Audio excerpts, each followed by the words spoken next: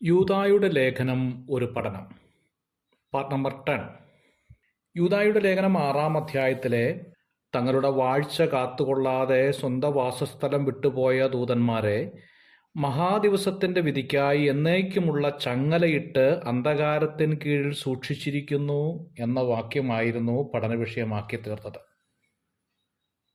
വാഴ്ച കാത്തുകൊള്ളാത്ത ദൂതന്മാർക്ക് ലഭിച്ചതായ ശിക്ഷയും അതിൻ്റെ കാരണങ്ങളെക്കുറിച്ചുമായിരുന്നു തിരുവെഴുത്തിലൂടെ നാം അന്വേഷിച്ചത്. അങ്ങനെ അന്വേഷിച്ചു വന്നപ്പോൾ അതിൻ്റെ കാരണം അഹങ്കാരമായിരുന്നു എന്നുള്ളത് നാം ചിന്തിക്കുകയുണ്ടായി.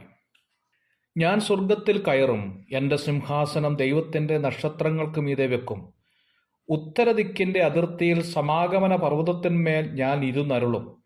ഞാൻ മേഘോന്നതങ്ങൾക്ക് മീതെ കയറും, ഞാൻ അത്യുന്നതനോട് സമനാകുമെന്ന് യെശയ്യാപ്രവചനം 14-ാം അധ്യായത്തിൻ്റെ 13-ാം വാക്യത്തിൽ നാം കാണുന്നുണ്ട്. യെഹെസ്കേൽ പ്രവചനം 28-ാം അധ്യായത്തിൻ്റെ 11 മുതലുള്ളതായിരിക്കുന്ന വേദഭാഗങ്ങളിലും ഇതേ ആശയത്തിലുള്ള ഭാഗം കാണാൻ സാധിക്കുന്നുണ്ട്.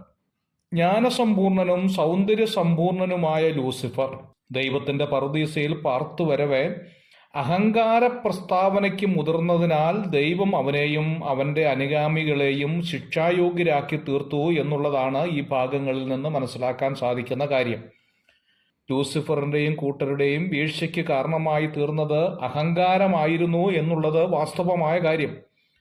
ഒരിക്കൽ നിർമ്മലരും വിശുദ്ധന്മാരുമായിരുന്ന ദൂതന്മാരെ പിശാചുക്കളാക്കി മാറ്റിയ ഗുരുതരമായ പാപമാകുന്നു മത്സര മനോഭാവവും നിഗളവും എന്നത്. ഒരുവന്റെ സ്ഥാനമാനങ്ങൾ പാപത്തിന്റെ എതിരായുള്ള സുരക്ഷിതത്വമല്ല എന്ന കാര്യം നാം ഓർത്തിരിക്കണം. ദൈവത്തിന്റെ ശിക്ഷയുടെ മുമ്പിൽ പദവി, കുലം, പാണ്ഡിത്യം, സൗന്ദര്യം, സ്ഥാനമാനങ്ങൾ, ധനസമ്പാദ്യങ്ങൾ ഒന്നും വിലപ്പോകുകയില്ല എന്നുള്ളതും നമുക്കറിയാം. ദൈവസന്നിധിയിൽ വിഹരിച്ചു കൊണ്ടിരുന്ന ദൂതന്മാർ അടുത്തുകൂടാത്ത വെളിച്ചത്തിൽ വസിച്ചിട്ടും ദൈവവ്യവസ്ഥയിൽ നിന്നും തെറ്റിയെങ്കിൽ കൃമിയും പുഴുവായ മനുഷ്യന്റെ ഗതി എന്ത് എന്ന് ചിന്തിക്കാം. ഓരോ ദിവസവും വീഴാതെ വണ്ണം നമ്മെ തന്നെ സൂക്ഷിക്കുന്നതിനോടൊപ്പം വിശുദ്ധ പ്രമാണങ്ങളെ കാത്തുകൊള്ളുവാനും ദൈവവചനം നമ്മെ അനുശാസിച്ചു കൊണ്ടിരിക്കുകയാണ്. ആകയാൽ താൻ നിൽക്കുന്നു എന്ന് തോന്നുന്നവൻ വീഴാതിരിപ്പാൻ നോക്കിക്കൊള്ളട്ടെ എന്ന് അപ്പോസ്തലനായിരിക്കുന്ന പൗലോസ് 1 കൊരിന്ത്യർ 10-ാം അധ്യായത്തിന്റെ 12-ാം വാക്യത്തിൽ നമ്മെ ഓർമ്മപ്പെടുത്തുകയാണ്. ഗർവമുള്ള ഏവനും യഹോവയ്ക്ക് വെറുപ്പ്, അവന് ശിക്ഷ വരാതിരിക്കുകയില്ല എന്ന് സദൃശവാക്യം 16-ാം അധ്യായത്തിന്റെ 5-ാം വാക്യത്തിൽ കാണുന്നു. ഞാൻ എന്ന ഭാവവും അധികാരഭ്രമവും നമ്മിൽ നിന്ന് പിഴുതുമാറ്റേണ്ട കാലം അതിക്രമിച്ചിരിക്കുകയാണ്. ഗർവവും അഹങ്കാരത്തിനും പകരമായി ദൈവകൃപയും വിനയവും നമ്മളിൽ തഴച്ചു വളരുവാൻ അനുകൂല സാഹചര്യം ഒരുക്കി കൊടുക്കണം.